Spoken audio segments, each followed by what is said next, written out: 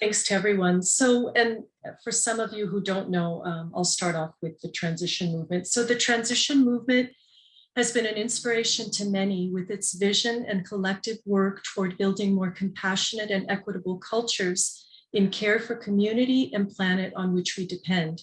And what I see this work as toward the revolution of values that Dr. King spoke of. At the same time as we do this work, though, we know that we need to also work together in dismantling the destructive systems that are causing so much of the injustices environmentally and socially that we face. What more foundational work is there than divestment from the U.S., from war in the U.S. military? And as an inspiring young friend said yesterday, war divestment is the ultimate divestment issue. I firmly believe that. So we're deeply grateful for this session to learn from our inspiring speakers about these vital issues and any actions we can take in solidarity. We specifically share a deep vow of gratitude and honor to those super courageous voices and vital voices of our panelists here, and of course to each and every one of you who are honoring the importance of this work by being here. May we all take inspiration from the panelists rather, to support this vital work, and also to the way I see it is to support the evolution and growing intersectionality of the transition work that we do, including the Inner Resilience Network's work. And lastly, I just wanted to invite everyone, this is a heavy theme, and to just start by taking a deep breath together.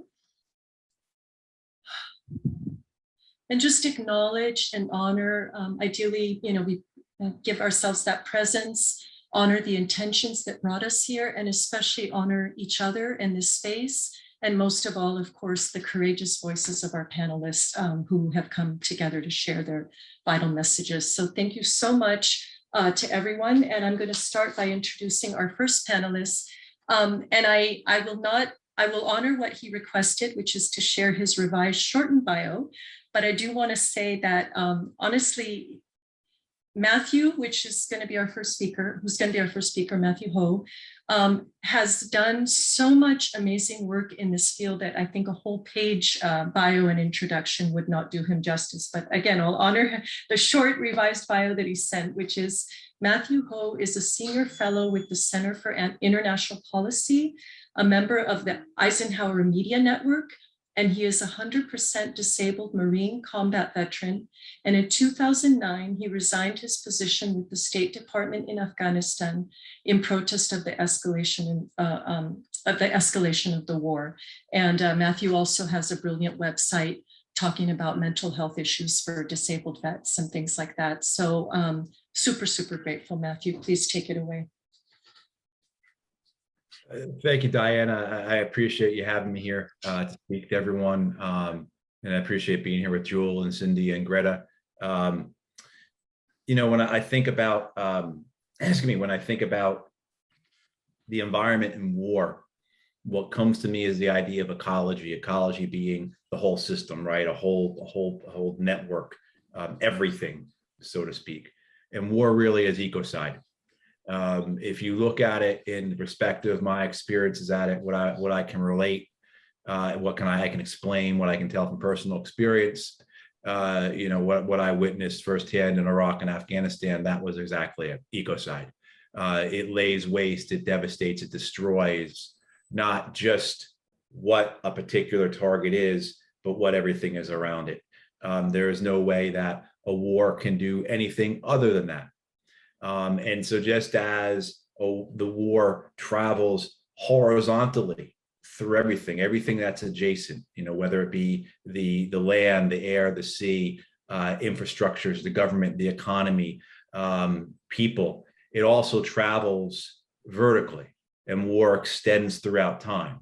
And one of the things I'll talk about briefly will be intergenerational trauma, but how war exists not just now in the present, in its destruction of everything that it can touch, but it exists through time, right? I mean, and not just with the intergenerational trauma that people experience, that they carry with them, that pass on to next generations, but it also exists because its residue often very poisonous and destructive, remains in the air, the land, the sea. It remains in the society, right? It stays with the society, whether it be through an ongoing cycle of violence or just fractures in a society that take generations to heal.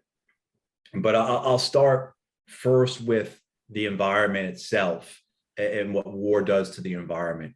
War is large scale organized murder. And when you're doing such a thing, there is no hesitation. There is very little hesitation. There is just complete haste.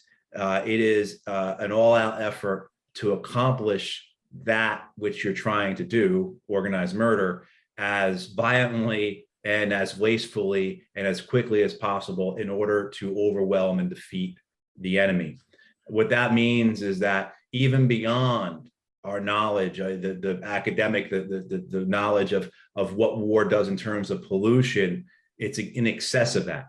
So, I mean, many of you probably familiar with some of the statistics on the American military being the largest polluter in the world as a single entity. The fact that one of our F-15 fighter jets can burn 23,000 gallons of fuel in an hour. I mean, it would take me about 15 years to do that in my Prius. Beyond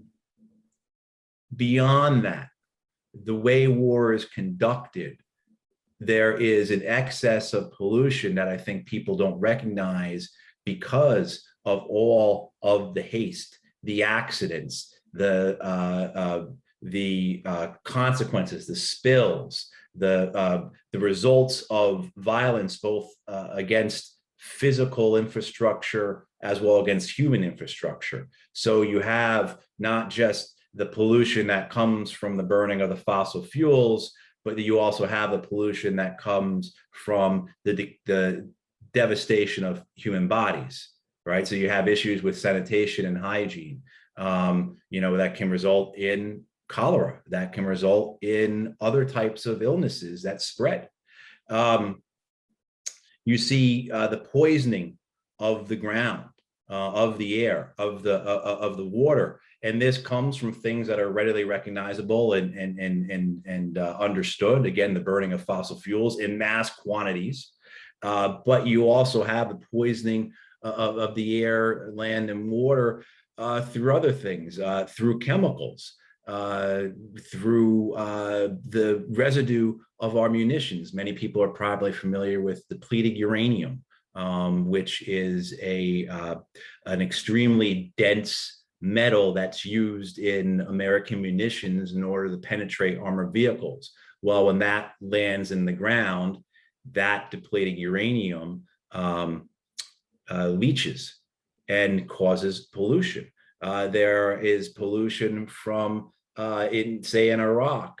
One of the consequences of the war was by the insurgency in Iraq to devastate the oil industry. And so how did they do that? They did that by destroying oil pipelines, by blowing up oil wells, by attacking and destroying refineries. One of the most remarkable sights I've ever seen in my life was the oil refinery in Beji, Iraq, which is about 150 kilometers north of Baghdad, on fire.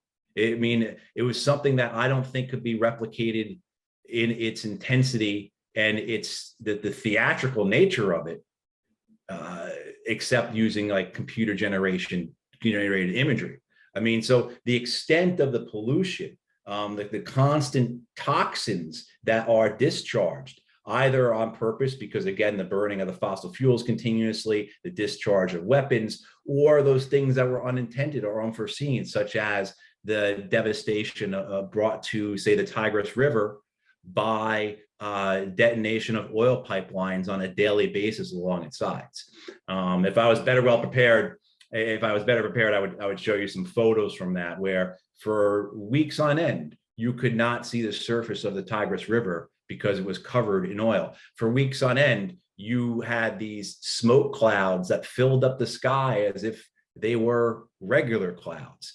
And so that, of course, is absorbed. It's not only absorbed into the air and the land, but it's absorbed into people. And I'll get into people in a little bit. The effects of this, of course, is people are familiar with Agent Orange, the results of that in Vietnam. The world's largest chemical weapons program was the Agent Orange program, or the Rainbow herbicide program, as it was known, where 23 million gallons of chemicals was used to try and deforest much of Vietnam, and the consequences, of course, the destruction of the land, but also too the millions upon millions who have suffered since. I mean, to this day, children are born, in the multiples, in the dozens to this day in Vietnam, with deformities, with debilitating and chronic conditions, being stillborn. That came home with the American soldiers in Vietnam, something that was not spoken about very often here in the United States. We hear a lot about how Agent Orange directly impacted the men and women who served in Vietnam and how it made them sick and how they died years after they came here. But what we don't hear so often is how they passed that on to their children. I have a very good friend of mine who was a machine gunner with the Marine Corps in Vietnam. He turned against the war pretty quickly after he was there and saw what it was like, but that didn't spare him from having a son who he passed the Agent Orange onto, who then died when he was about 6 years old. So the pollution, the destruction of the environment, again, it's all encompassing, and it doesn't just stay in the present. It lives in the soil, lives in our bodies, and it's passed on to other generations. I mean, you see it across the board in terms of when we're talking about the eco side, how this all factors in. So you look at how it just destroys, war destroys civil infrastructure. If you look at Afghanistan, many of you are probably aware that Afghanistan is the second most food insecure country in the world. They are in a tremendous crisis. It's only been worsened by the fact the Taliban have taken over, but they are already in this crisis before the Taliban took over. This was a country that was known as a food basket for centuries, basically. I can tell you that there is nothing that tastes better than an Afghan melon or an Afghan grape. They have enough water. Traditionally, they have enough water to irrigate themselves, but because of war, that is a thing of the past.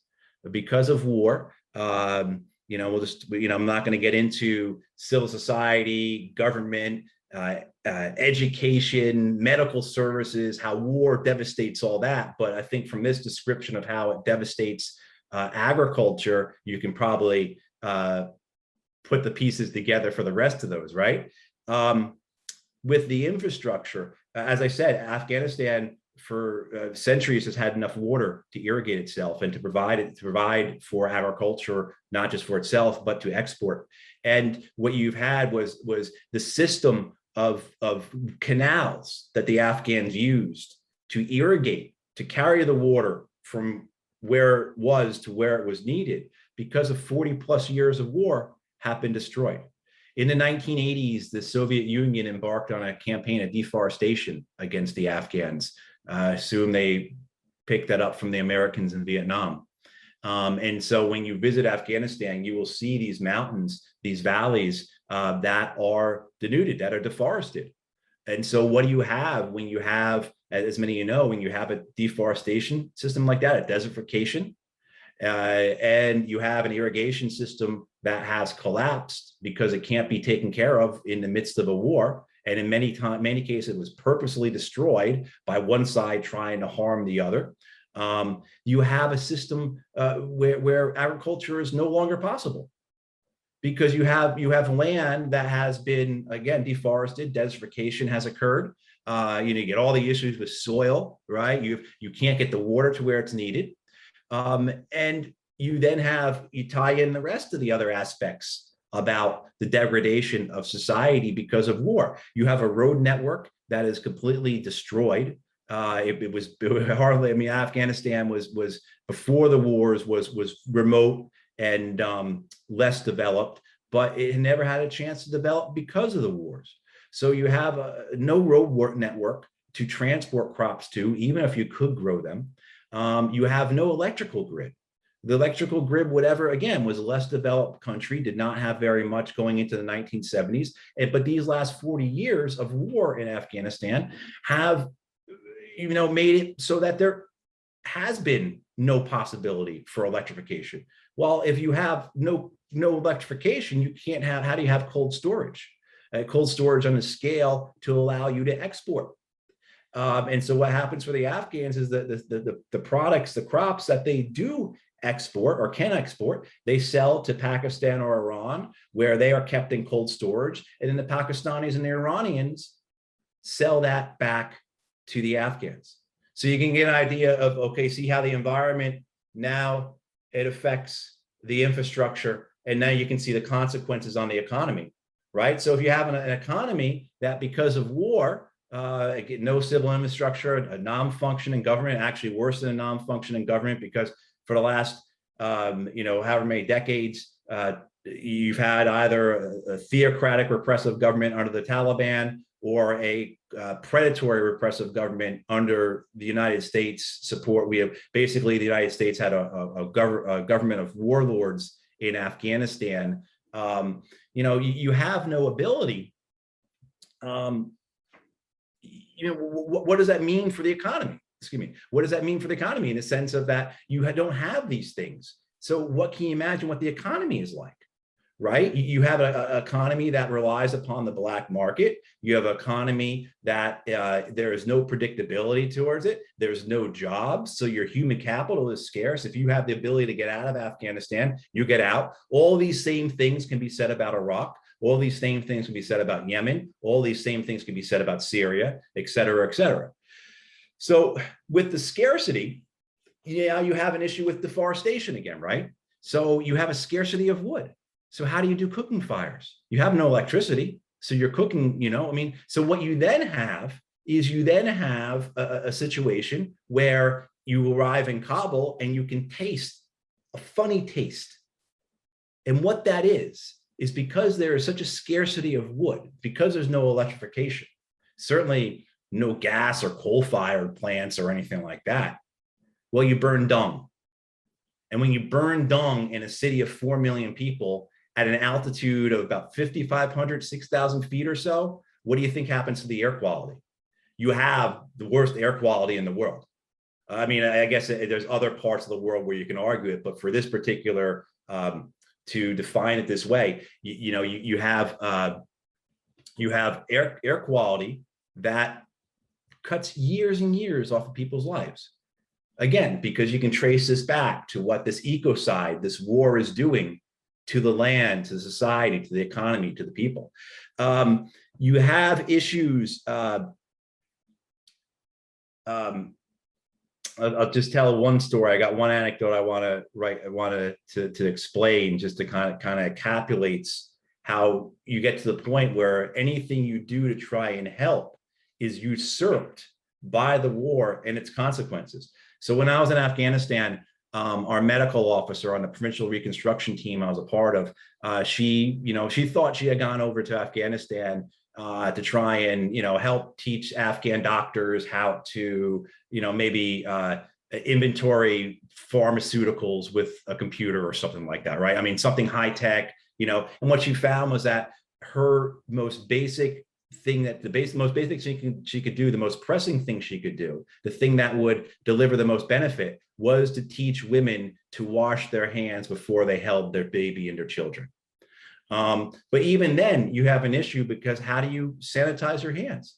If there's no ability, if there's no electrification, if the wood is scarce, you can't always have a pot of water, of boiling water. So one of the solutions is to utilize this, it's basically a set of mirrors. I'm sure some of you have seen this before. Set of mirrors that reflects the sun. It points the sunlight down into a bucket of water, and over time, in an hour or two, it boils the water.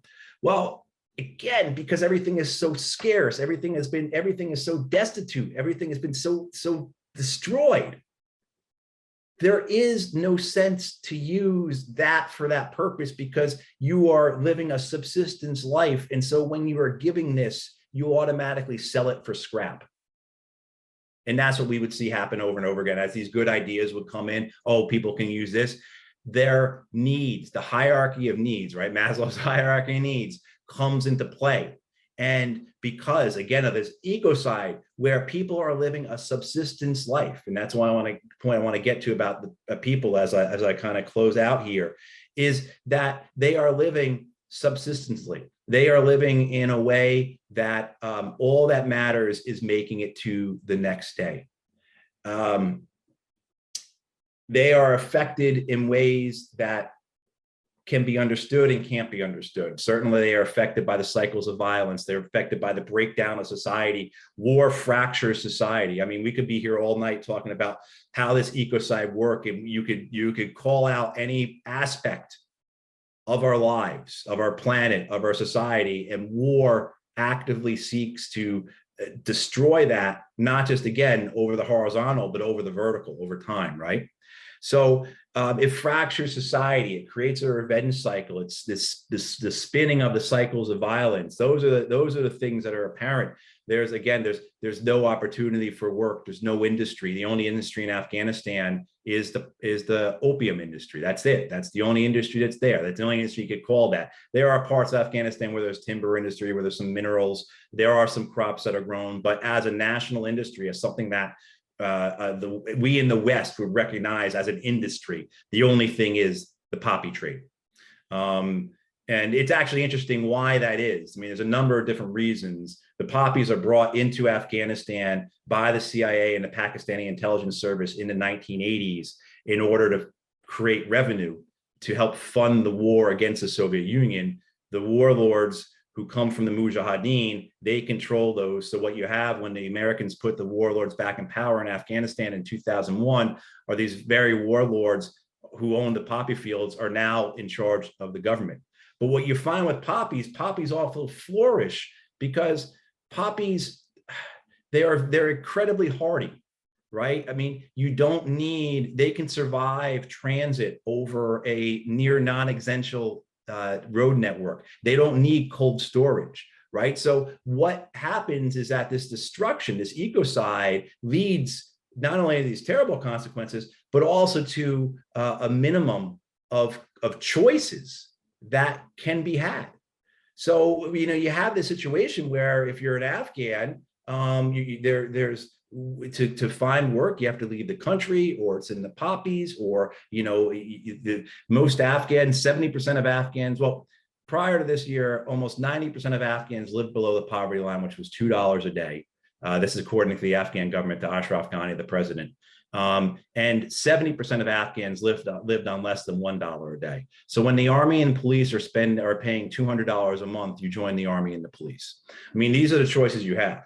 But what you then have, though, is all these other things. Go back to the beginning when I was talking about the pollutants. You're absorbing those. You're breathing those, right? I mean, when I was in Iraq and the oil smoke and the water that was floating by, I was breathing that oil smoke every day. That water we utilized for our showers. So, the skin, right, is the most, our skin membrane, right, it absorbs, it's porous to a degree. All that comes into you. And I left. The Iraqis don't get to leave.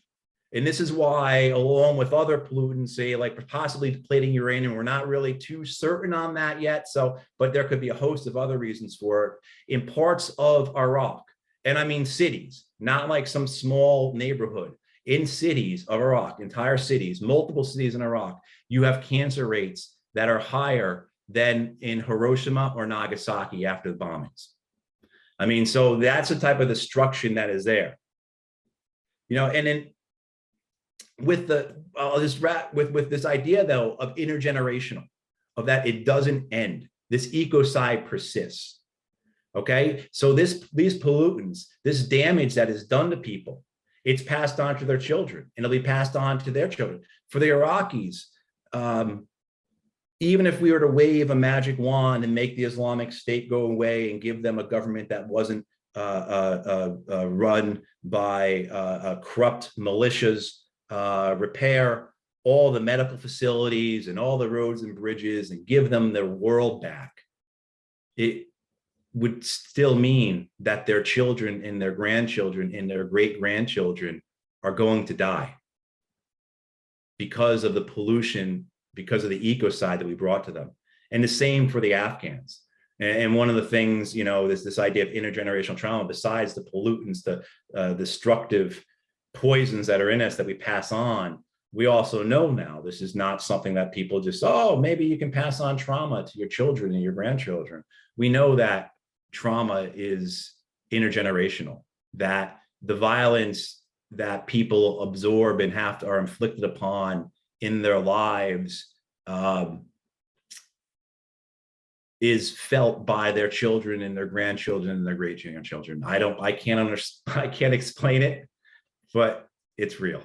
So I hope my talk gave you an idea about war in the sense of how it truly is ecocide, how it seeks to destroy everything, and how that destruction, that death, that devastation is not confined to a moment, but continues through time. I really appreciate you all attending this. I appreciate Diana and Jewel and Cindy for putting this together. And if I can ever be of help to anyone, please feel free to reach out to me on Twitter or on my website. Thank you. Thank you so much, Matthew. We really wanted to make sure or do our best to get a veteran's voice here. And we're most grateful for that, just highly personal and obviously very painful, but you're sharing it, and that's the important piece. And for me, that relates to a big part of how we idealize, right? These messages either don't get out or the war is idealized, and all these different problematic aspects with messaging. And so hearing from folks who've been on the ground and have come, as you have, to working for divestment and all these different and messaging, about the horrors of war and all this vital stuff that you do, just very, very grateful. And since we know that you may need to leave early, well, I'm letting the audience know Matthew may need to leave early. And so what we wanted to do is open it up now for a few minutes of Q&A with Matthew, and then we'll continue with our two other folks. Bill, do you want to say anything before we open it up? No, actually, I'm sorry. Oh, no, go ahead. I was just going to say, I actually can stay. So you don't need to Q&A now. I don't need to have my own special Q&A time. So.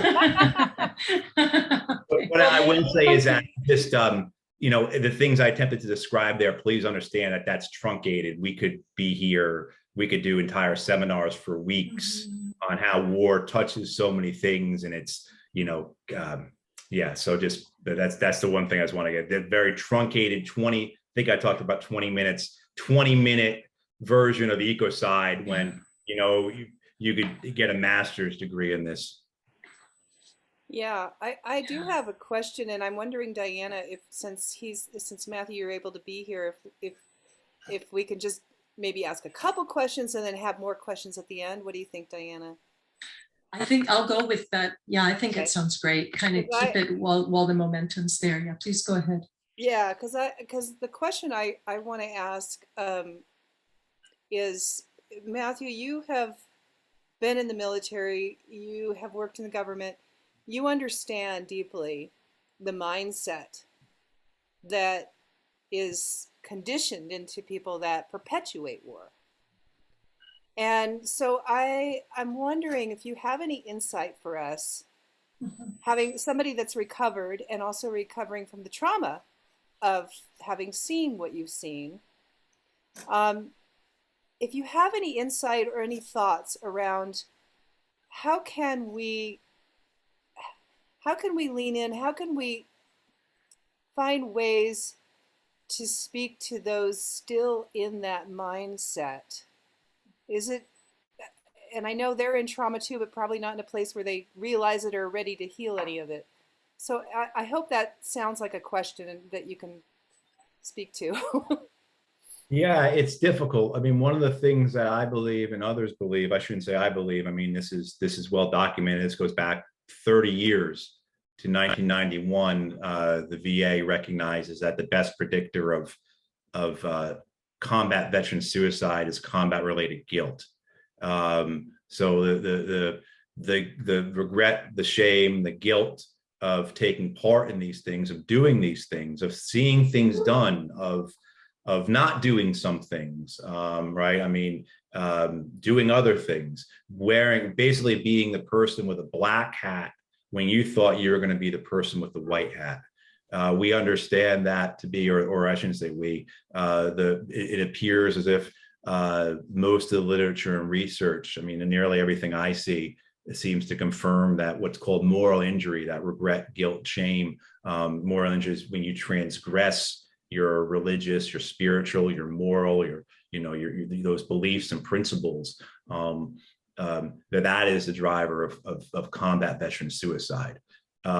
We see moral injury in doctors and nurses. You see it in firefighters and police officers. I mean, anyone who is involved with another person, another human being, another living being, this planet can have moral injury. And I believe it's probably one of the reasons why you see in men and women who are doctors, men and women who are police officers, high rates of suicide as well.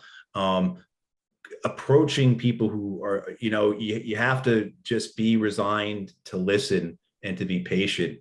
And there's a real dissonance exists within us. For years, the way I handled it was just to drink myself to the point I was numb. And by drinking, I was able to keep, that intellectual and moral honesty that was going on inside my head, kind of keep it subjugated, right? Keep it behind closed doors. That's what allowed me to go on, but that is only going to last so long.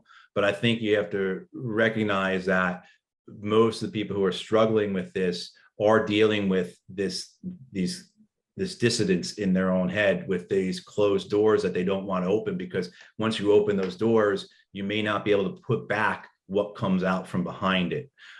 So you also have the other side of that is you have a society that tells us when we come home from war that we're all heroes. I can't go to a baseball game or a hockey game without asking to stand up and be applauded. And so, and as everything else, as people are aware, the mass militarization with the militarism that exists in this country, support our troops and all those kinds of things. Well, if you have somebody who thinks that what they just took part in does not make them a hero, makes them a villain, but then they come home and they are just confronted by a society where every time they say that they are a veteran, somebody sticks their hands out and says, thank you for their service. And they're thinking, my God, my service, what are you talking about? What did we do over there? Well, that dissonance between what's going on in their head and what's going on in society around them, what they're being told they're supposed to be, that pushes them even farther into despair, even farther into a situation where they feel that they are in an extreme circumstance and that they are separated from others. The other part too is that so many veterans, you come out of the military, you just don't even think about these things. You don't think about what you did over there. You don't put it into some type of moral calculus until after you're out of the military, because you're in a bubble, right? You're in a bubble. I mean, you're with your friends. It's groupthink. It's you're not questioning the purposes of what you're there. You are doing a job. The American military. Within the American military, there is a pride among it that it is nonpartisan. There's some dangers with that, and that's a whole other discussion. But the fact that the American military, you're not a policymaker, you're a policy implementer, that you do what you're told to do. And, because we have a system where supposedly our elected leaders, that based upon our choices in the voting booth, decide what we're going to have our military to do, right? It's much more corrupt and ugly than that, but that's what you tell yourself. And when you leave the military and you're outside that bubble, that's when these things start to appear in your head. That's when you start to have these thoughts, right? So I didn't say all those kind of things just to kind of give you an idea where people are at. So how to approach them. And I think approaching them is probably going to be the first step, is learning about the person, and treating them just like a person and learning about them and realizing that this person here, you have to approach in a completely different way than this person over here, because at the end, we're all individuals with our own, right? We're all with our goods and our bads, you know? I think that's really helpful, but I want to clarify also what I was asking, which is how do you approach the mindset of those that are driving the war machine that aren't Oh, at okay. that place of being broken? So you're talking about like um, uh, leaders.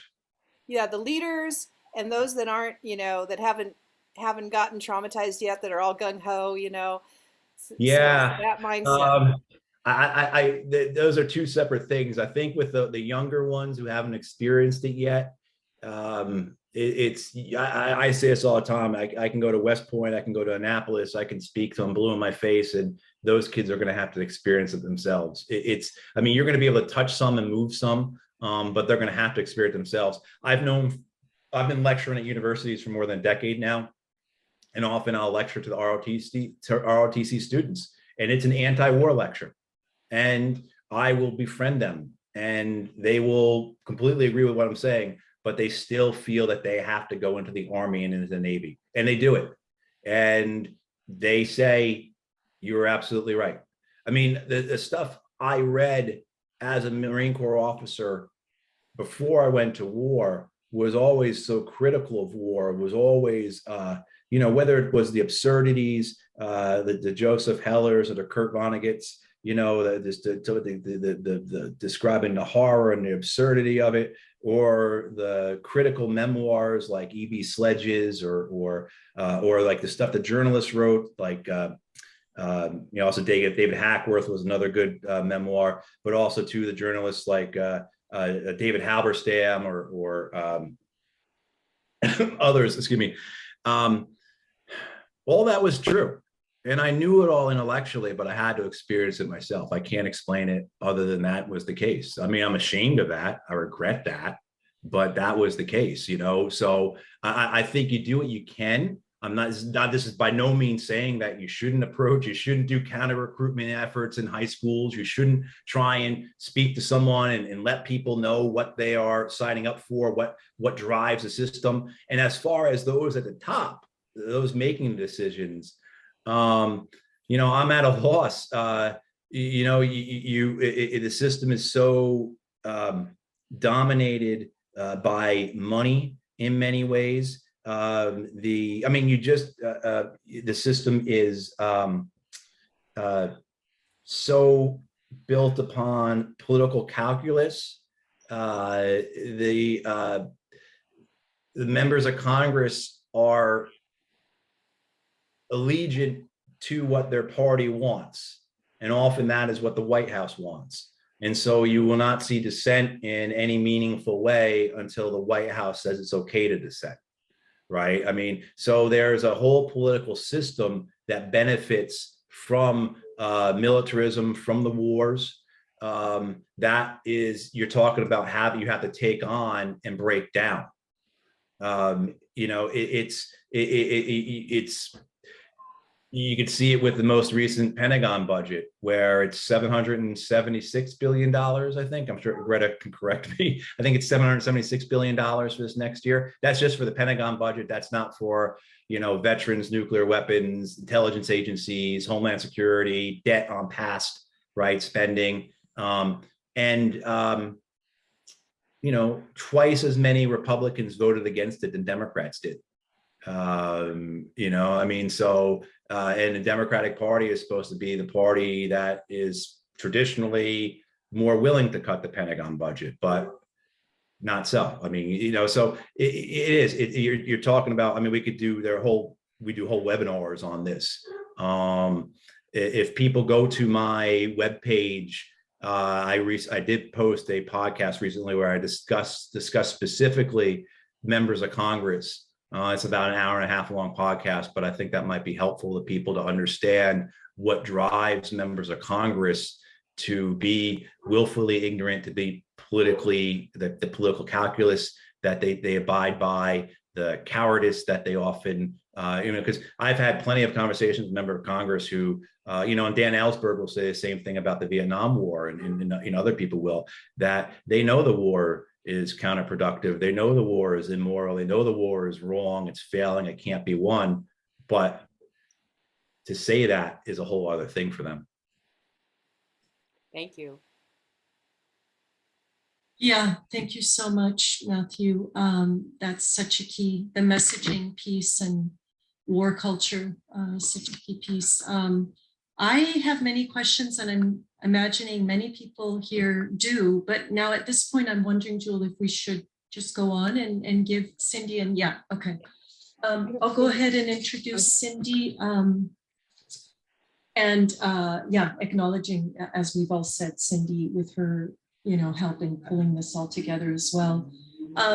Cindy is Outreach Director for Veterans for Peace Climate Crisis and Militarism Steering Committee, a member of Women's International League for Peace and Freedom's Earth Democracy Committee, and a board member of Unitarian Universalists for a Just Economy Community, alternative, and cable access television host and producer for 6 years. She's been a US war crimes documentarian and did all that work, and she's been a lifetime activist focusing on militarism and the climate. Thank you so much for being here, Cindy, and for your decades of work on this vital issue. Thank you. Yeah. Thank you. I mean, Matthew, there are no words. I could never give the talk that you just did, and I'm so grateful that you shared all that experience with us. I mean, it's just good for us who have not actually been on the ground in wars to hear what you have to say. So I want to thank Transition US for organizing this, and Diana and Jules particularly, and I want to also thank the Women's International League for Peace and Freedom for trying to get the word out, especially Darian Liu and April Price. And it's really an honor for me to be here and be able to speak with Greta and with Matthew. So thank you very much. I'll start my slideshow right now if I can. I mostly have a slideshow to share with you. So let's see, are we good? Sure. Okay, I'm hoping that you're all seeing the slide that says war and its impact on climate crisis. Yep. Yeah, okay, all right, great. I'm going to say a couple words about myself as well. My personal stuff is, my father was in Guadalcanal as a Marine during World War II.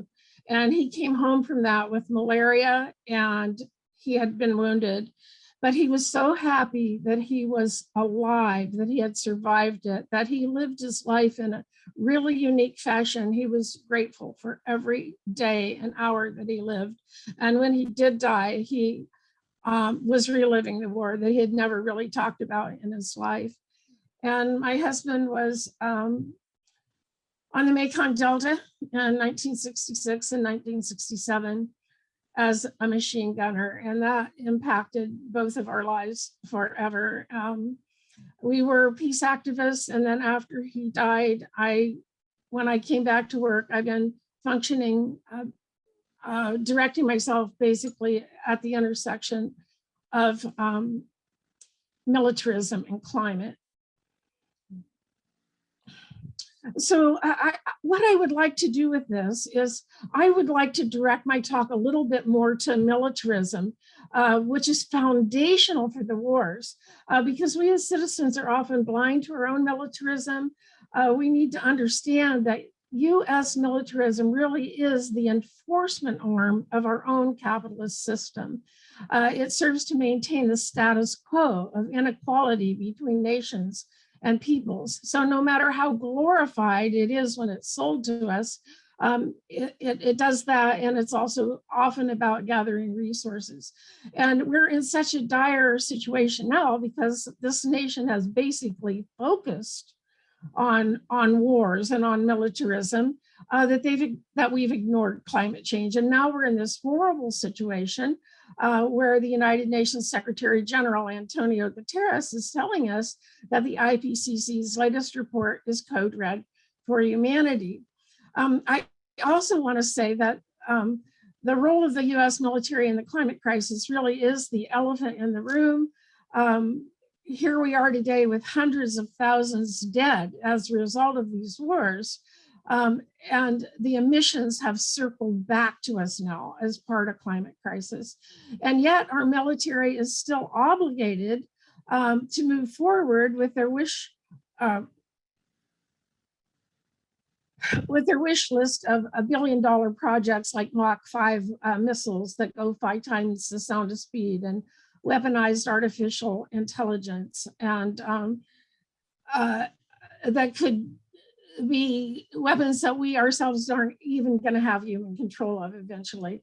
So as we go forward, squaring off perhaps to war in China, and then we think about this regenerative community that we want to build, what we must do is we must stop these wars. We must look at the DoD budget. We must stop our emissions. So that's basically what I'm going to talk about. And I'm also going to talk about the actual blueprint of militarism. So the US military is the world's largest institutional user of fossil fuels and the world's largest institutional producer of greenhouse gas emissions, having emitted roughly 1.2 billion metric tons of greenhouse gas emissions in the global war on terror between 2001 and 2019. And then I have a quote here from VFP's executive director, Garrett Revenhagen, and he tells us that the administration and Secretary of Defense's failure to address the role the US military plays in the climate crisis really allows us to, it enables the largest contributor of environmental destruction, the US Armed Forces. So for the last 50 years, the US administration has largely been kicking the can of climate change risks down the road while failing to call the military into account for its own role in it. And they absolutely knew. There's lots of documentation on that. And while we're very glad to have climate denier President Trump out of the White House, we must not let the Democrats off the hook. President Obama made notable climate efforts at the end of his second term, but he quadrupled the number of operating oil rigs and added enough new gas and oil pipelines to encircle the earth and then some. And I'm going to turn real quickly here to a comment on George W. Bush's administration. He engaged in a systemic effort to manipulate climate change science and mislead policymakers and the public about the dangers of global warming. And he was joined in this, of course, by American Petroleum Institute, Exxon, and Halliburton. And I consider this one of the worst crimes against humanity that has ever been. He also gave us this, the National Security Doctrine adopted in May 2001 called full spectrum dominance. What this is it's a term for control over all dimensions of the battle space. That's land, sea, air, space, cyberspace, control of information space, psychological control, psyops, biological and electromagnetic spectrum control. What they were seeking here is to have such control over the battle space that no entity could interfere with joint operations. However, I want to call your attention specifically to this control of information space. What does it mean when a so-called democracy has a military that is telling us they will be controlling the information? Well, I suggest that we look to Julian Assange, Ed Snowden, and Chelsea Manning for the answers to that, because that is where we are today, and that is what we must confront. The aerospace industry and defense industry reported 697 billion in revenues in 2020. The military industrial complex appears to be the biggest beneficiary of US wars. And then just last week, France withdrew its ambassadors from Washington, DC, after President Biden undermined our close ally, France's lucrative contract to build submarines for Australia. Again, recall the great amount of profits from the military industrial complex, and understand that what President Biden just did is a move in, I would say, to signal the importance of maintaining a global primacy of the US defense industry. This above our relationship with France, this above our climate negotiations with China, and I would say above centering foreign policy around climate, period.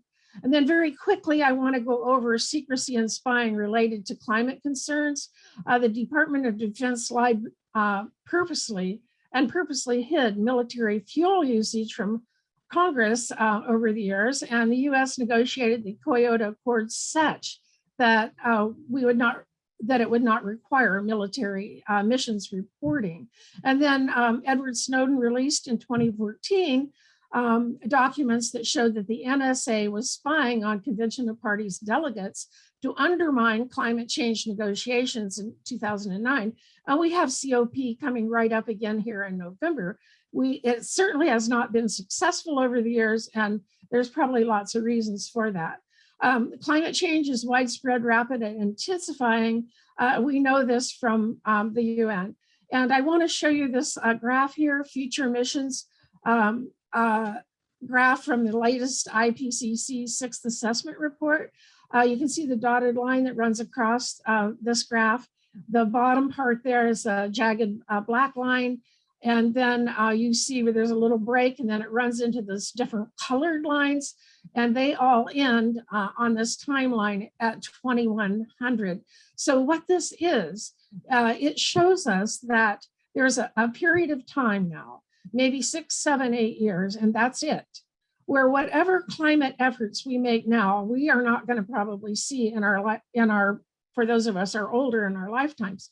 But the actions that we take now are definitely going to be determine the quality of life, if whatever life they have, in 2100. If we take the steps that we must take, that Aquiline, it shows that by 2100, it is foreseeably possible that future generations will have a survivable limit ability to live on this planet. But if we don't, it could go as high as 5 degrees Celsius above pre-industrial times. So that's not very livable. And then I put this quote in here from William Bill Gasaki, one of the sixth assessment's lead authors, and he's telling us, don't give up hope. There is time and opportunity to do things. And so that's the preciousness of this regenerative movement. And I want to show you this slide too, if I may. Here we're talking about peak oil. We haven't heard that used very often currently, but Dr. Omar Clay, an environmental physicist, is reminding us that we've really only got 30 years of oil left. A military based on fossil fuels cannot hope to stand in the face of climate change and dwindling fuel reserves. Now, of course, the military knew that. The George W. Bush administration knew that. And that's why they chose full spectrum dominance rather than any sort of collaborative efforts for a more livable future. So I'm going to go on now very quickly through the military blueprint. The US Air Force is the single largest consumer of jet fuel, and Matthew touched on how much fuel that is. Some of these birds in the sky are peaking at, they're using as much as 14,000 gallons per hour at supersonic speeds. And he mentioned a fighter jet that was using more than 20,000. The military blueprint includes extractive industries. It includes the military blueprint of manufacturing equipment and weapons, everything from aircraft carriers to every weapon known to man. And that does include nuclear weapons, despite the fact that they're now illegal. The Biden's budget includes funding to replace the country's entire arsenal of first strike ground-based ICBMs.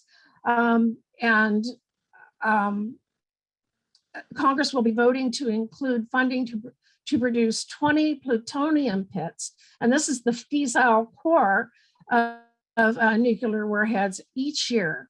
And each one of those would be capable of destroying cities as big as Moscow, Karachi, and Shanghai. We need to stop this. This is the blueprint, which includes heavy resource demanding Space Force. This locks us into a darker climate future. We need these resources and these funds for climate, not for this. I'm going to move now. I'm sorry I'm talking so quickly. I just have a lot to cover. And then the bases. Many of our bases, we've got hundreds here in the United States. Many of them are badly contaminated. 39,000 around the world are contaminated, many of them by deadly PFAS. And then we have approximately 800 bases across the world. And this contributes to 40% of the DoD greenhouse gas emissions, dwarfing that of any corporation. And if that wasn't enough bases, our naval strike forces serve as mobile military bases. And then I found this, which I thought was most interesting, that in 2017, US Special Operations Forces, including SEALs and Green Berets, were deployed to 149 countries. Now we only have 800 bases. So where are they? What are they doing? And why don't we know? Well, we don't know much of anything about what the military is up to because of their lack of transparency. This is something that needs to be confronted. It's huge, but somehow we must do this. The military blueprint includes a vast logistical supply line. So we have got to get supplies, food, water, clothing, weapons, whatever it is that our troops need, wherever in the world they are, and we need to get it to them when they need it. The blueprint also includes war games, training, and weapons testing using live bombs and ammo. So I want to call out here that the IPCC ocean assessment last year let us know that the oceans are warming at the rate of 5 to 6 Hiroshima bombs of heat, not in a year, not in a month, not in a week, per second. And this has been going on for 25 years. So as Matthew pointed out, the military just isn't tuned into the environment in any respect or to the value of human life. I mean, that's not their mission. And so when we drop these live bombs into the ocean, they generate heat. The last thing that we need during a time of global warming and with our oceans heating up that quickly. And our wars, 1.2 billion metric tons of greenhouse gas emissions, again, just since the war on terror started in 2001. And then we have to remember that these emissions are in the atmosphere for hundreds, sometimes thousands of years. And so we are, in the US, are responsible for a massive blueprint going back to the Industrial Revolution, but in terms of war, going back at least to World War I and World War II. And then our wars for oil and oil for wars, between 1/4 and 1/2 of interstate wars since 1973 have been connected to one or more oil-related causal mechanisms. And then we go to these quote wars on the basis of lies. We went into Iraq, we were told there was weapons of mass destruction. Of course, after 700 inspections from the United Nations, there wasn't anything to back that up. That was a lie perpetrated by our administration, the George W. Bush administration, in conjunction with the UK's Tony Blair, which most of you already know that. And then we go into these quote wars with asymmetrical use of force. When you go, any entity goes into war and drops as much as 100,000 pounds of bombs, like we did in Iraq in just the first few days, we did that in 2003, and the nation that we're bombing has no means to reciprocate, that's not war. That use of the term war is a euphemism. It's not true. This is a brutal abuse of power. And then when we drop these bombs, of course, and Matthew mentioned this too, it destroys the natural environment and destroys the infrastructure. And all of this are emissions. They're not even calculated in any degree. And then this isn't calculated either. And that's our military blueprint of burn pits and toxic dumping. So you can see from this slide just how dark that stuff is. Well, when that gets up into the atmosphere, we have no idea about the impact. Certainly, there's far more in this soot and smoke than CO2, and some of the other things that could be in it could be even worse than CO2. And we know that has impact on the people that live in the area. We know it has an impact on our troops. 3.5 million veterans have been exposed and suffered from these toxic fumes. 80% of them have been denied compensation by the VA. And what are the people in the area to do but to die? Frankly, what are they to do but die? And then as Matthew also touched on this, the use of DU and also Agent Orange being defoliant. We need those trees to absorb the CO2. And in Vietnam, vast swaths of that were just destroyed. And what about the people on the receiving end of these bombs? You know, how can any of us in good conscience come to terms with the term of collateral damage? These people that have died are just casually considered collateral damage. And then refugees from our wars in Iraq, Afghanistan, Palestine, Syria, and many others and around the world are being joined by millions of others fleeing climate impacts, particularly those from the global south. Well, we have to understand that when we're at war with a country like Afghanistan, or we're at war, when we are bombing countries like Iraq, they are already suffering terribly from climate change themselves, and they're living in a desert area.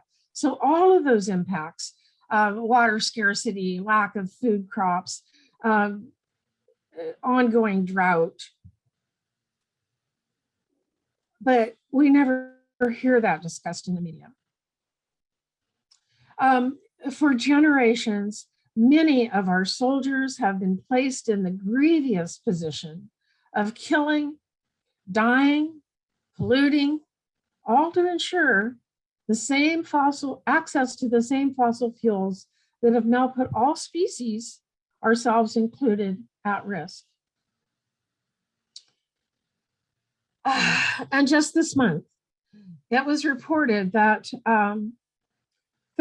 more than 30,000 of our active duty personnel and veterans who served in the military since 9/11 have died by suicide. Now, those who committed suicide after they came home are not even counted in these numbers. And we know this number that they did give us, 30,000, is 4 times the number of troops that were actually killed in the field.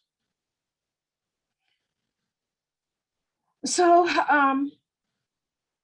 if we want a regenerative community, we have to talk to our young people, try to educate them. I understand, they may not be open and they may have to learn for themselves. But if it's your son or your daughter, you do want to talk to them and you do want to try to influence them if you can. There's lots of information out there that's pretty devastating if they were exposed to it. And we also need to make a constant effort to convince our Congress people that these huge budgets that the Pentagon is putting out are undermining democracy. The full spectrum dominance in general is undermining democracy. If we don't have transparency, we're undermining democracy. We must make our voices heard. We must come together as organizations. So we've got another COP coming up real quick, COP 26, and Veterans for Peace is preparing for that. And I'll tell you that a little bit more. We're just a few slides here from the end, but I'll talk to you about that again towards the end. David Collins is from VFP UK, and he deals with projects there, and he's joining VFP US to be part of the People Summit that'll be outside the Convention of Parties meeting in November. And he has a message for us, and this is what it is. He tells us that COP26 aims are compromised when war paralyzes both the aggressor and the victim. Neither has resources to address either planetary or individual well-being. So I think that what we've heard so far, and I know Greta's going to add a lot to what we've had to say, but what we've shown so far is this isn't a winning war for the American people. It's not a winning war for our troops. It's not a winning war for the people we're bombing. It's not a winning war for the environment. It's bringing us climate change. The only people that are winning from this, or of entities, are really the military-industrial complex. And then Daniel Ellsberg tells us that in the face of imminent climate catastrophe, the 700+ billion military budget is both untenable and irresponsible. We can't have both.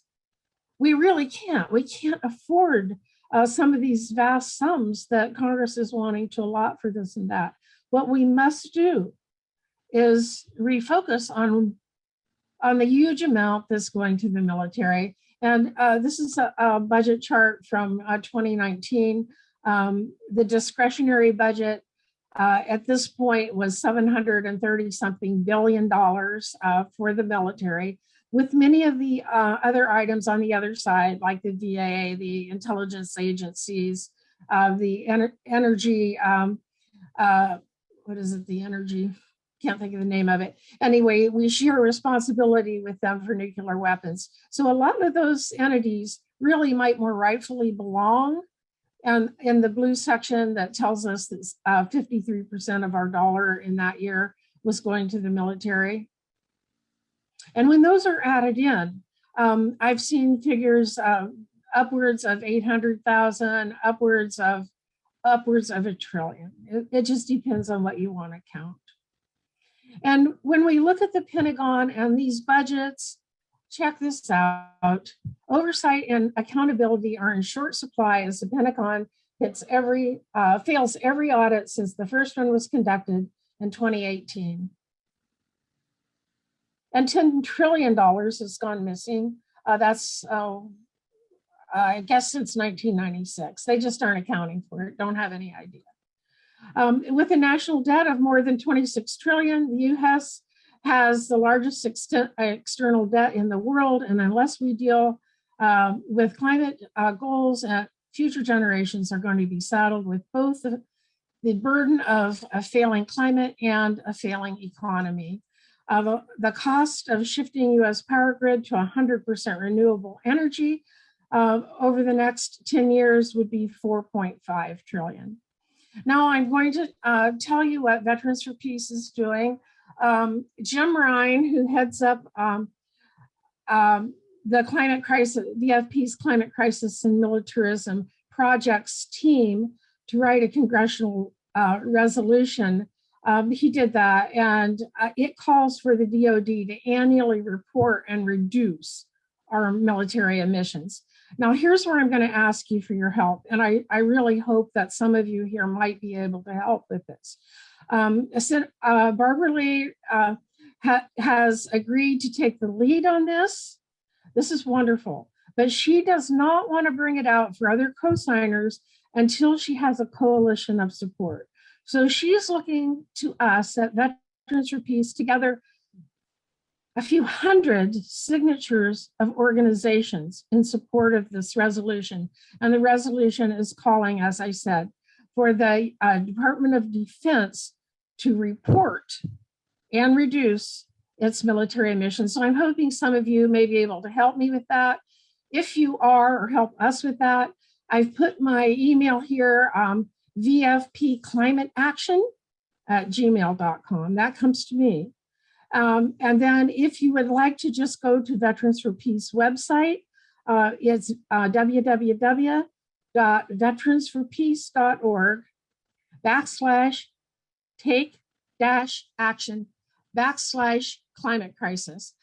Please have your organization sign on to this military emissions resolution. It's at least a step. And I thank you all so very much. This concludes my talk, and I can't thank any of you enough for addressing this very critical topic. Thank everyone involved. Thank you so much.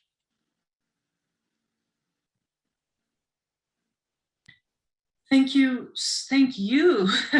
so much, Cindy. That was just so moving and so broad, and you ended with calls for action. So just so grateful, and there's so much I would highlight, but just to say one, since I know there's still so much we want to do and you will have questions, is, I mean, I just think that sentence says it so well. We cannot have both a military and a climate economy. So just huge thanks.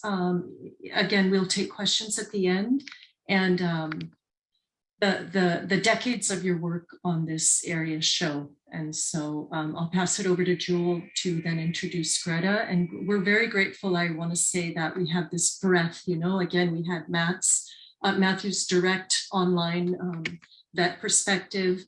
Cindy, who's been an activist, dealt with some issues herself, as she shared, and then been an activist in this area for decades. And Greta, as she'll share, she also has some cross-sectional experience and doing work linking permaculture into the anti-war work. So we're very excited, and I'll pass it over to Jewel to introduce. Thanks again to everyone.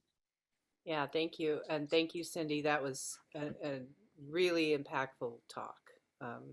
You lit a fire under my butt. I'll tell you that much. Mhm. Thank you. So Greta, I am honored to introduce you. Greta Zaro has a background in issue-based community organizing. Her experience includes volunteer recruitment and engagement, event organizing, coalition building, legislative and media outreach, and public speaking. Greta graduated as a valedictorian from St. Michael's College with a bachelor's degree in sociology and anthropology. She previously worked as a New York organizer for leading nonprofit Food and Water Watch. And there she campaigned on issues related to fracking, genetically engineered foods, climate change, and the corporate control of our common resources. Greta and her partner run Unadilla, hope I said that right, Community Farm, a nonprofit organic farm and permaculture education center in upstate New York. Thank you, Greta, and the floor is yours. Thank you so much, and thank you, Cindy and Matt and Diana and Jewel, for inviting me to be here today. I'm going to share my screen.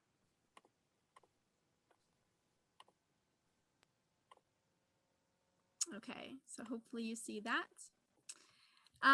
So yeah, I was really excited to be invited to speak at this Transition US Regenerative Communities Summit because my work very much falls into these two buckets of anti-war activism as well as regenerative agriculture, and trying to show the cross connections between these issues. So I was very excited about the topic of today's session. So I'm the organizing director with World Beyond War, and I'm also the board president for Unadilla Community Farm Education Center in West Edmiston, New York. So today I will talk briefly about World Beyond War to introduce you to our work. Then I'll talk a little bit about war's environmental impact, and Cindy and Matt have done a wonderful job on that already, so I'll kind of skim through that. And then I'll talk about what I call my two-prong approach, which will connect the farming and the anti-war activism and show how I see them as interconnected. So first, about World Beyond War, our mission is to abolish the institution of war. We oppose all forms of war, weapons, and violence, and we operate in a decentralized way through a distributed organizing model where we have volunteers around the world who create events and campaigns and chapters in their communities with a very small part-time staff that provides supports and trainings for our chapters. We have people in 192 countries worldwide who have signed on to our Declaration of Peace. We currently manage 20 chapters across 10 countries, and we also have partnerships with 92 affiliates. An affiliate is an existing organization like Veterans for Peace that we partner with. This is our Declaration of Peace. If you haven't signed it yet, I encourage you to go to our website, worldbeyondwar.org, and sign on to commit to work non-violently for the end to all war and to create a just and sustainable peace. Our work falls into two main buckets of education and action. First, under education, we debunk the myths of war, showing that war is not inevitable, necessary, beneficial, or just. Our website also goes through what we call the 7 whys, why we need to end war. And today we're focusing obviously on why war threatens the environment, which you'll see listed there. That's one of our core 7 whys. And then our education work talks about the how we can get to what we call the AGSS, the Alternative Global Security System. Within that, we talk about 3 strategies. Number 1, to demilitarize security. Number 2, to manage conflict non-violently. And number 3, to create a culture of peace, which we see as critical strategies to getting us to a world beyond war. So you'll see a screenshot on the left there of our book, A Global Security System, which lays out those strategies I just talked about. That's really the blueprint for our education work. And from there, we've created fact sheets, podcasts, webinars, online courses, et cetera, et cetera. And you can go on our website to access all of those educational materials. And the second bucket, the action campaigns, is putting that knowledge into practice and taking action in our communities, advocating for policy change. Within that, we have 2 main areas of focus: weapons divestment and closing military bases, both of which we see as crucial steps to dismantling the war machine by, number 1, taking the profiteering out of war by divesting investments in weapons manufacturers, whether that's done on the individual level, such as changing which banks you work with, or moving up from there, looking at the institutional level, such as divesting university endowments, and scaling up from there, divesting municipal pension funds, city operating budgets, state pension funds, that kind of thing. And closing military bases, we see that as a crucial step because it's literally to dismantle the infrastructure that is propping up war and imperialism around the world, that is literally pre-positioning troops and weaponry. And as Cindy talked about, the US has 800 military bases in 80 countries on all 7 continents, which is 95% of all foreign military bases. A key part of our work is intersectionality, as we've all been talking about tonight, which is connecting the dots between issues, building cross connections, getting out of our silos instead of calling ourselves an anti-war activist or a climate change activist or a healthcare activist, using language that transcends all of that and talks about the larger movement that we're trying to build. And especially with anti-war work, we can show how war really is at the nexus of so many other issues due to its great social, economic, and environmental impacts. No War 2017 was one of our annual conferences that was focused specifically on this theme of war and the environment. And you can go to our website, worldbeyondwar.org/NoWar2017, if you want to see all of the recordings from the panel presentations and workshops, which are all archived there. So if you want to do any of your own presentations, you're welcome to use that material, which is all about this intersection of war and the environment. And you'll see here a photo from the direct action that we did to conclude the conference. We usually do a direct action at the end of our conferences. And this one, as you'll see, is a kayaktivism action there, talking about stop war on planet.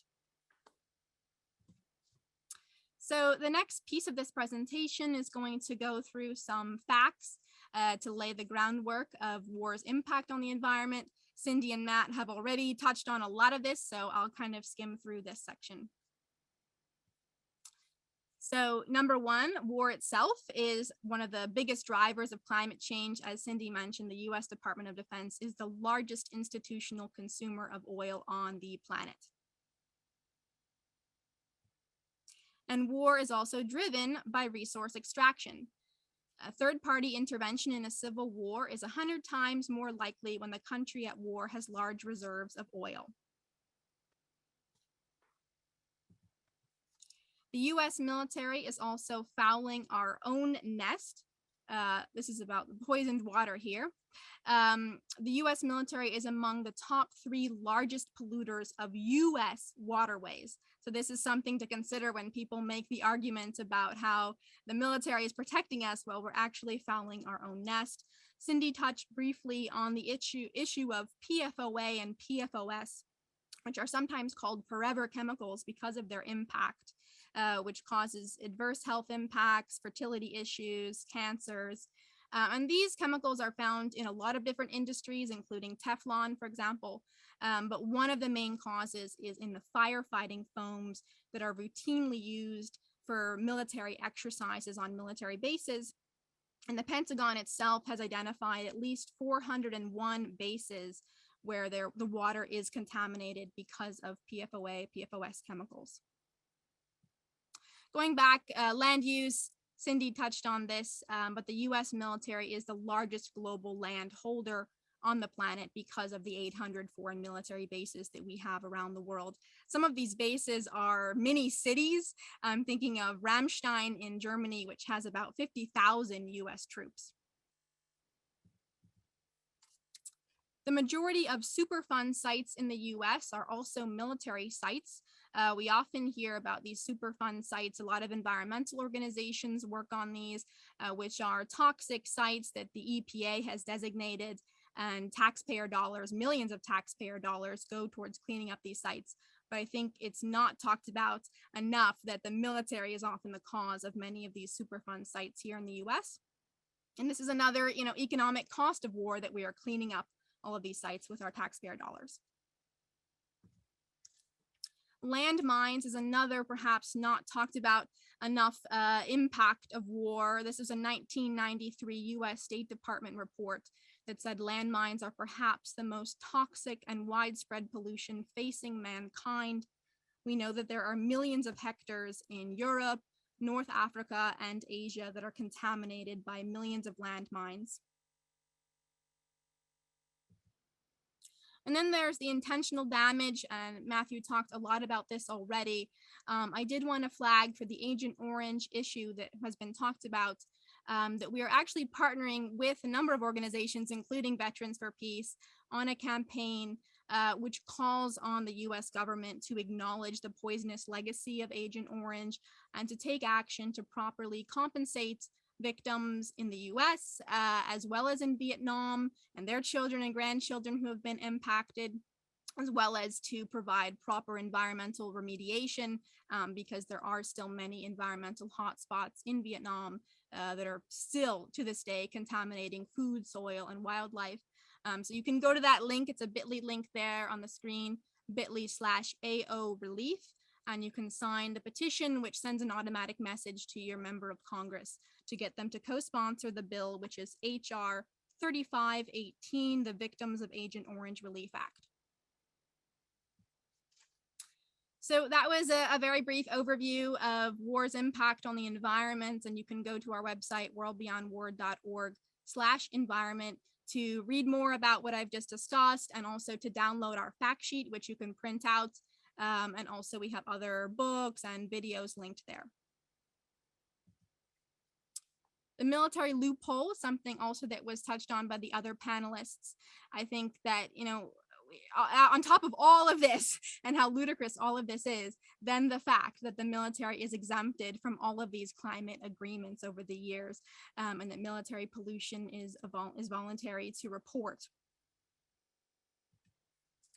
So World Beyond War is also working on the COP26 campaign that was mentioned earlier. You can go to the website here at the bottom, cop26.info, and sign the petition to call on the UN to acknowledge military pollution, stop exempting military pollution in the climate agreements. The COP26 summit will be in November in Glasgow, Scotland. World Beyond War, along with many other organizations, will be sending delegates to the summit and to the counter protests that are happening there. And we also have many organizations and chapters, including the California chapter of World Beyond War, that are planning to do solidarity events around this as well.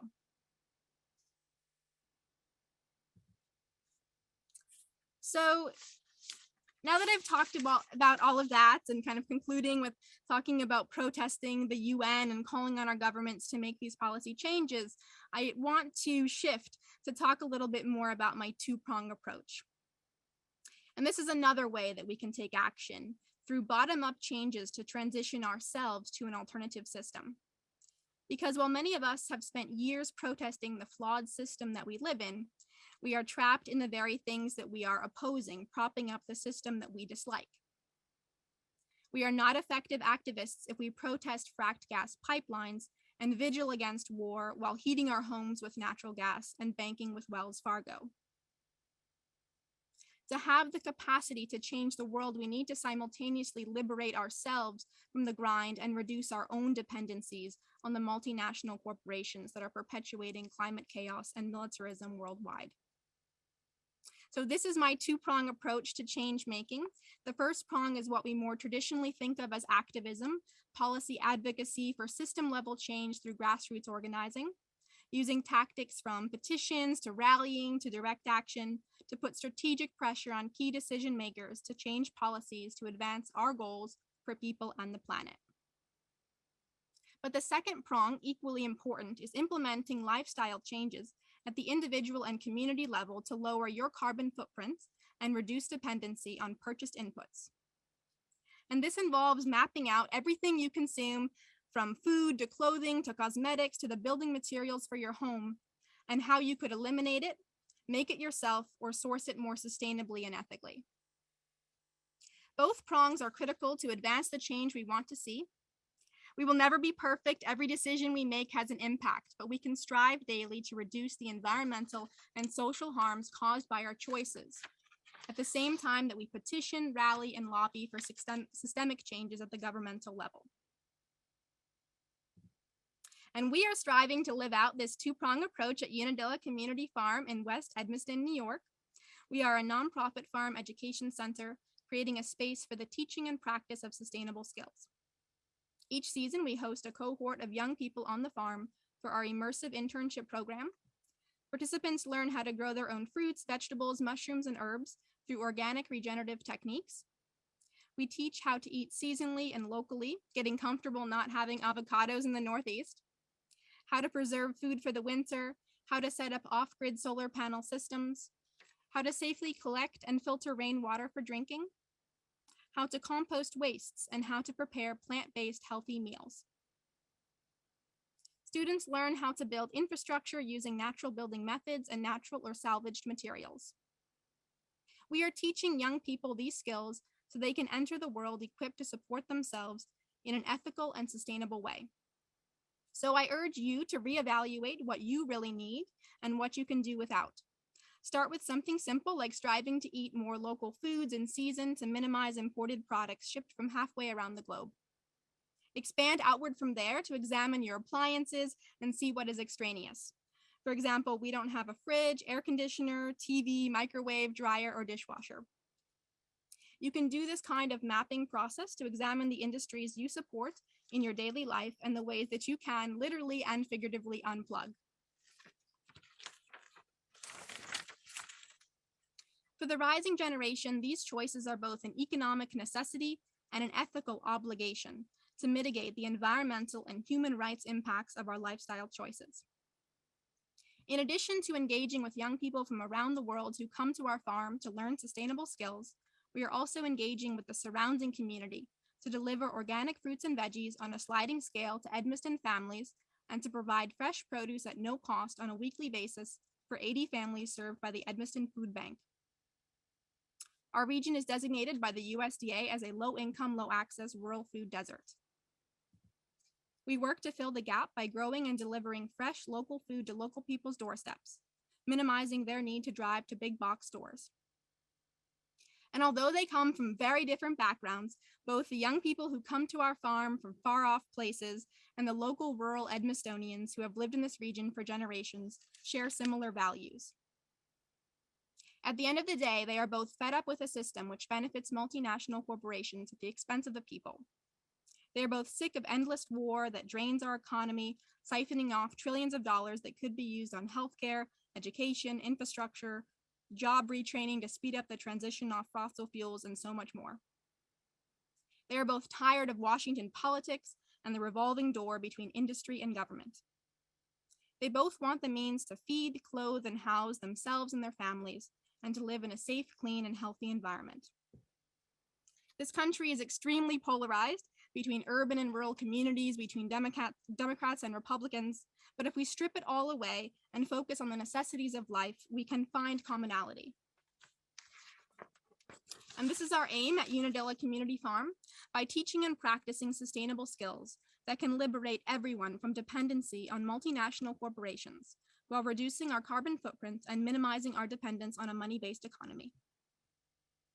For example, how to grow a backyard veggie garden, or how to forage for nutritious wild plants growing right in your lawn, or how to upcycle your waste into usable building materials.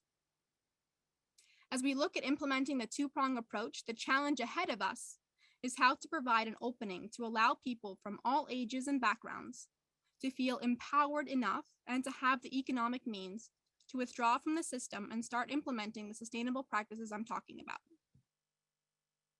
This involves a cultural shift because we are bombarded with advertising convincing us of the need to amass money to buy the latest gadgets.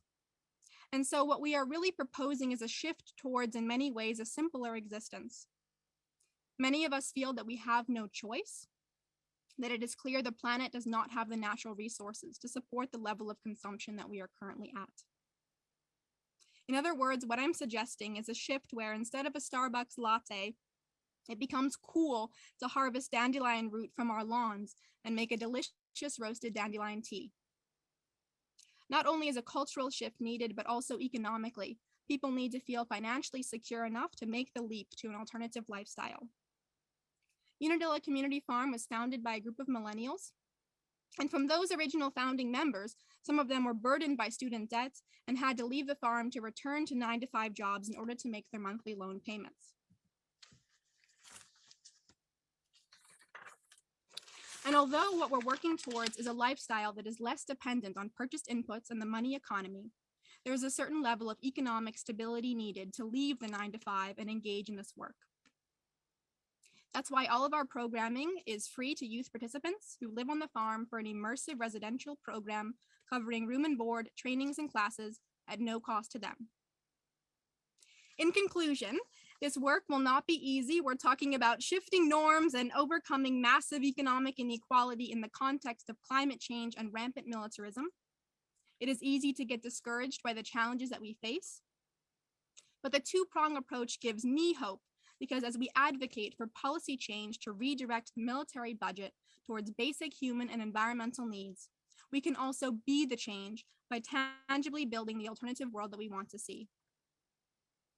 There's a reason why young people are flocking to programs like ours, and it's because it feels actionable to learn these skills to implement real change now. And so, as we continue to lobby Washington, I urge everyone to begin the process of actively surveying the purchased inputs in your life, the industries you are dependent on or are investing in, and start to slowly shift towards local or regional sustainable alternatives. Thank you.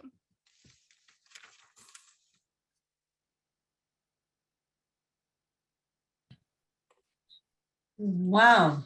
I'm just honestly so moved, so deeply moved with our three panelists. I'm like almost at a loss for words, and that's not common for me. So just really, really deep thanks, and just deeply honoring what all of you bring, your work, your wisdom, your generosity in being here. And again, as I said before, I'm especially grateful that you really covered, I feel, a big part of the spectrum. You know, again, Matthew with his frontline experience and that voice, and Cindy with that, you know, long-term perspective, and Greta with that, the way you frame the linking of the two different pieces, your dual-pronged approach. Just really appreciating that.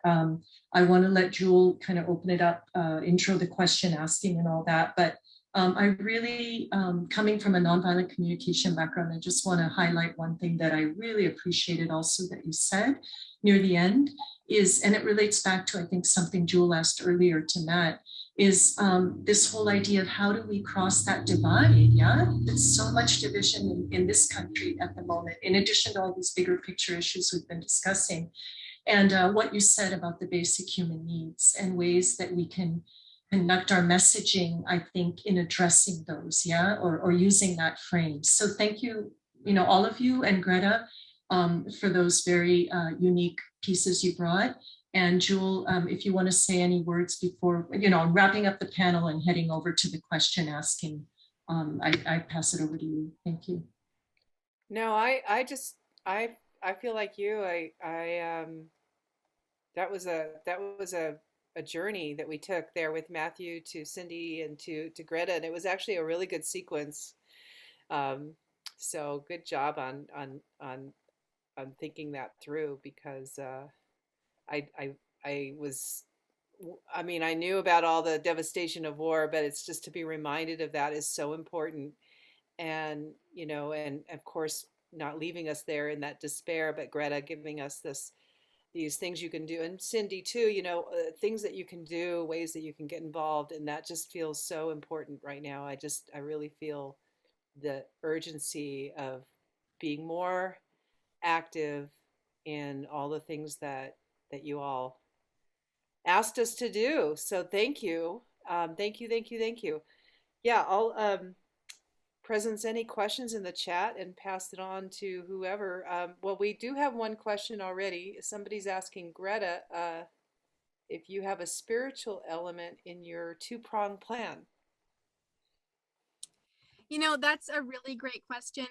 We don't necessarily have a spiritual element currently, but it's something that we've been talking about. I think that, you know, sometimes we are so focused on the work, and part of what we're trying to show is also a work-life balance, and also redefining what is work, that, you know, actually we are farming to live, right, and to grow our own food. But yes, sometimes we don't take enough time for meditation and yoga and sort of centering ourselves as we're doing this heavy work.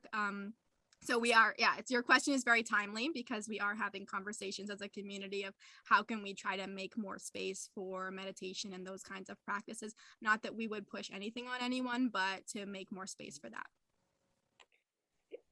It kind of brings up, here's another question, but the second part of that question, actually, I want to put out to any of you three, is about how much is the spiritual aspect of the work that we're doing important in this. I know that Cindy, I think you mentioned you are affiliated with a spiritual organization. Forgive me for not remembering, but how much?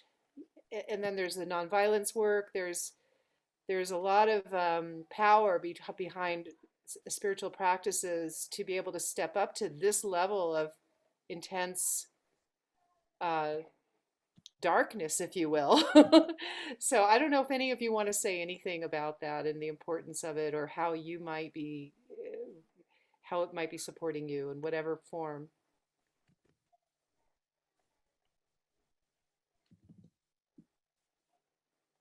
And go ahead and jump in, whoever wants to answer that. Well, I think the spiritual is the opposite of you know, the destructive. It's regenerative was the word that Greta used, you know, quite a bit, and had a title on her slide and everything. And you know, spiritual, it to me implies that. And when spoke briefly about veteran suicides, tying that to moral injury, and tying moral injury to the consequences of the destruction of war, of taking part in that destruction. That's a lot of moral injury is a spiritual harm, is a spiritual wounding. The foundations of who you are cut out. So that has to be rebuilt. And that's a spiritual path, that's spiritual regeneration. So it is so important. And it just stands in stark contrast to war itself, the destruction of it, the waste of it, the worldliness of it, right? The attempt that Sydney brought up, the extraction that war does, that the purpose of so many wars, particularly these imperial wars, is for extraction, and that is all juxtaposed to the spiritual and to the things that Greta discussed and, brought up in the comments here. Well, I guess, if I was going to weigh in, I would say that connection with the earth and connection with our natural environment, appreciation of the plants and nature is something that it seems like we've lost in our culture in general. And when everything is so militarized, or you're living in town and cars are zooming everywhere and there's pollution and all of this, I just think it's really difficult, maybe for especially children growing up in this, to kind of have that full appreciation of nature. But my gosh, Greta, what you're doing is so inspiring. I mean, oh my gosh, I'm inspired. I didn't do well in my garden this year, but 80 families? I mean, you're feeding 80 families? I mean, what a good example she's setting for all of us. I'm totally blown away. Thank you. Thank you. Is anybody in the here? I totally agree with you, Cindy. I'm blown away by all three of you. Anybody here have a question? That there's nothing else in the chat. So, Diana, I don't know if you have any questions. We have about 10 minutes left.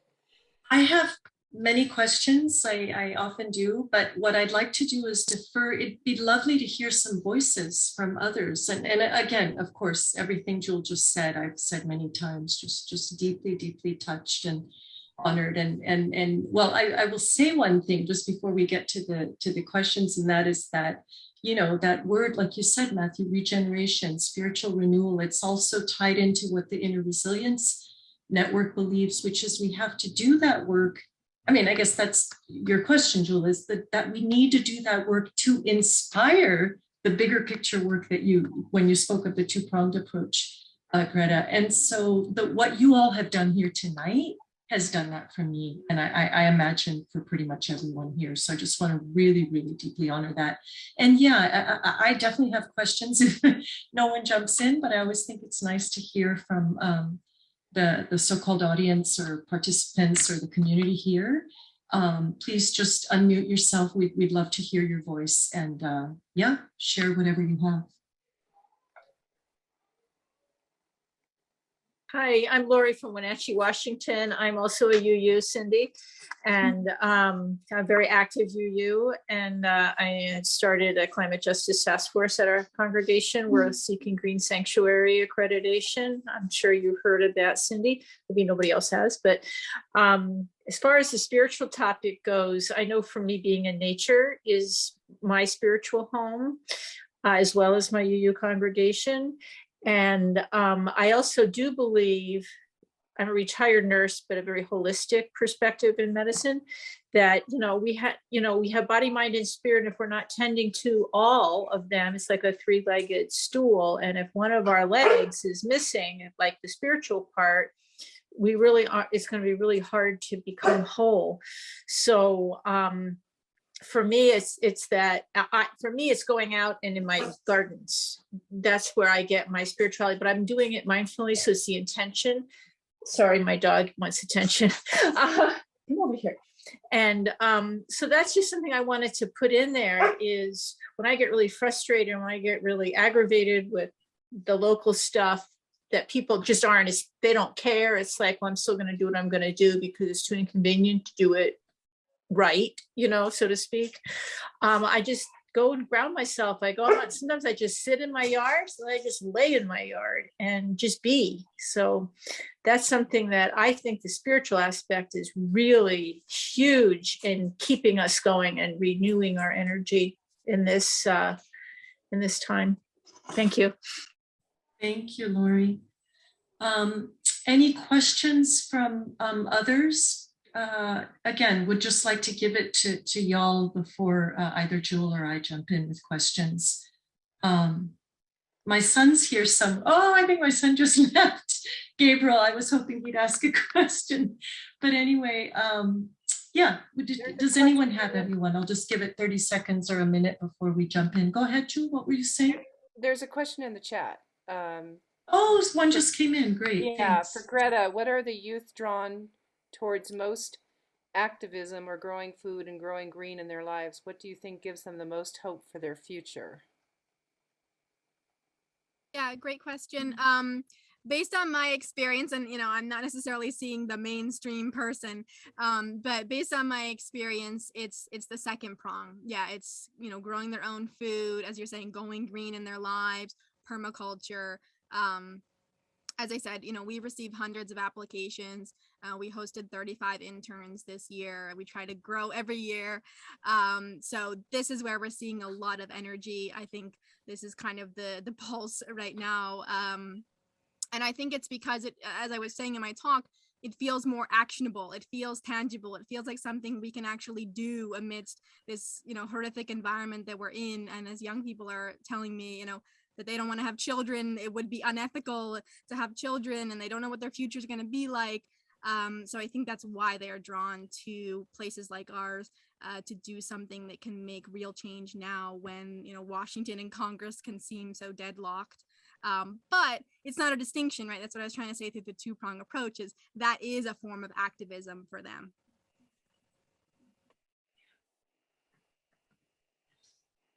Well, I'll go ahead and ask my question, and then folks might be that might spur more.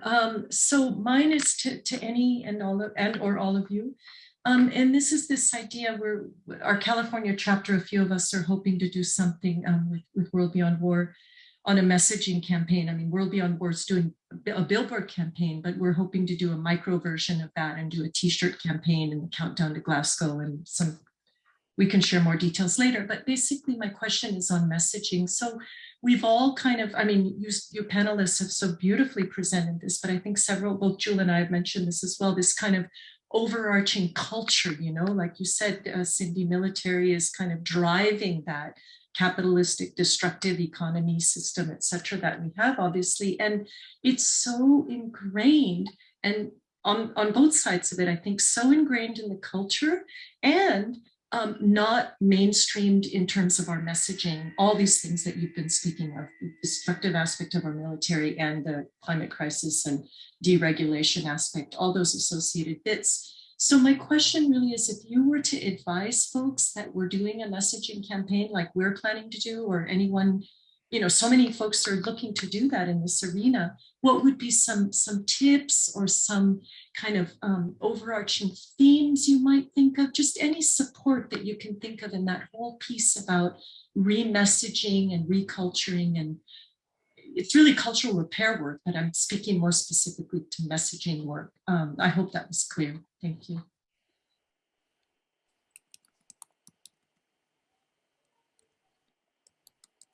I guess, I've always believed you have to meet people where they're at. And you have to how does this impact people? How does this affect your life? Otherwise, it's a story that they can't. We've had so many. We know this, right?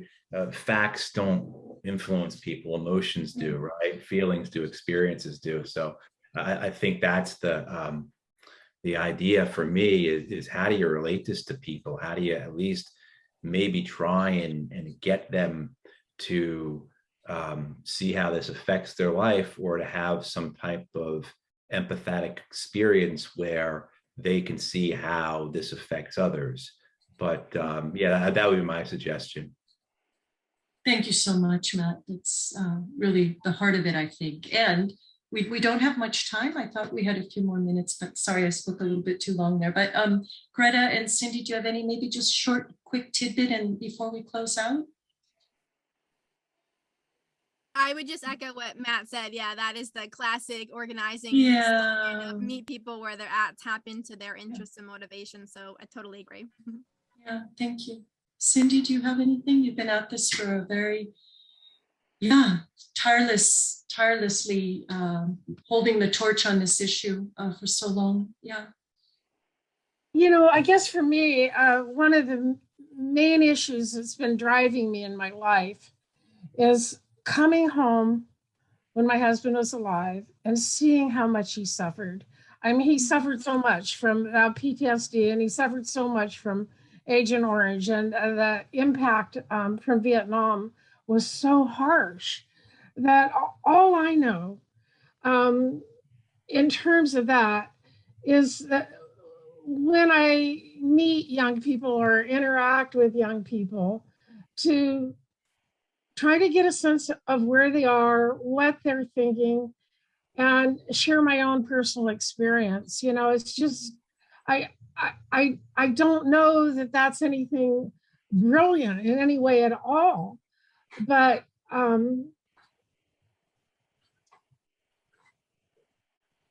I hope that it's had impact. I think at times it has, and other times, you know, I mean, in my own family, we had people, some of the younger ones that were going to join the military, and several of us together collectively just really tried to find alternatives for them to do. I mean, the military is kind of like a jobs program in a way.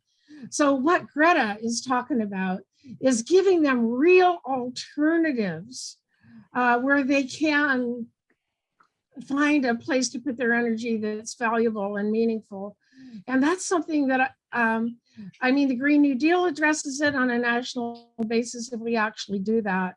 But that kind of drift is actually showing them how they can fit in, what they can do, and to be productive and not support our wars.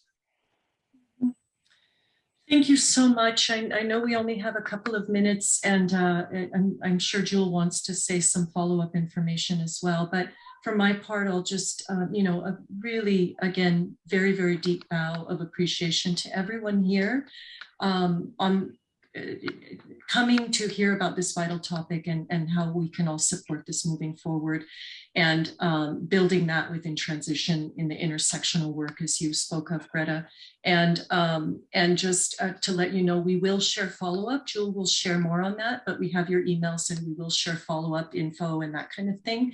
But just deep gratefulness, and especially to our just amazing, inspiring panelists. Very, very much honoring your work on this. Jewel, any final words?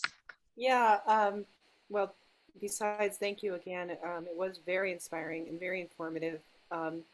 That I want to invite each of the speakers here to join us at the other sessions in the summit. Bring your voice to, there's lots of places you can bring your voice and your energy, including tomorrow night. We're having a council where we actually are going to be having the conversation about how we can work together better as movements.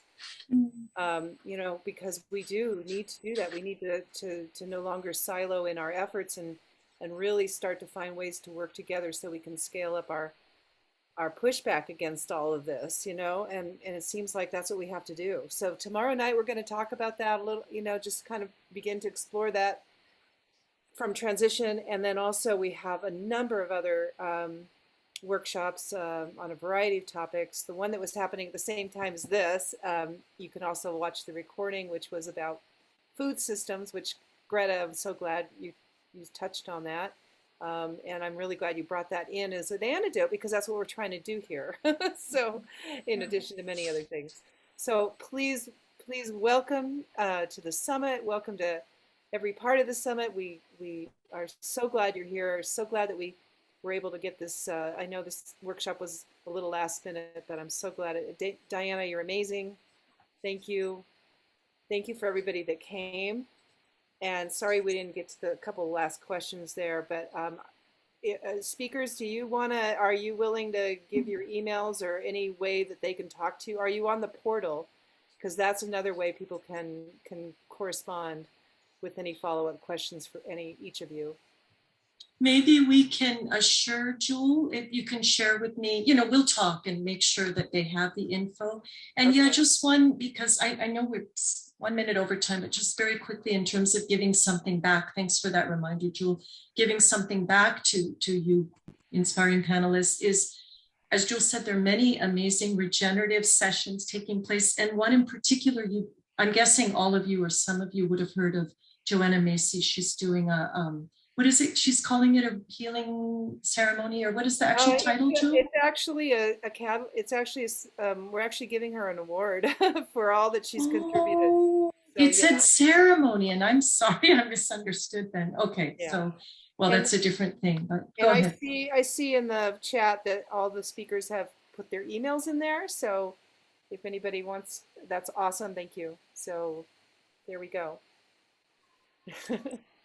Yeah, so we will follow up, right, Jewel? And just yeah, I mean, there are no words. I really am. I'm sure that I speak for everyone and what Jewel has said as well. Just deep honoring of your work, your message, your courageous voices, and we will support in whatever way we can, and hope to talk further about intersectional solidarity and support moving forward. So thank you so Yeah. much. Yeah. One takeaway before I forget, I really want to sign that petition that Cindy talked about. So I want to make sure we don't forget that. We'll send Jewel. Jewel will talk and send it out. So yeah, for sure. Okay. Yeah. Thank you, everyone. Thank Have you, a great night. everyone. Thanks for staying, Matthew. Yeah. Good night. Thank you, Matthew. Thank you, Greta, Jill, Diana, Thank you, everybody. everyone. Thank you. Thank you for coming. Thanks, Greta. We'll talk soon. Our California folks will reach out soon. Thank you.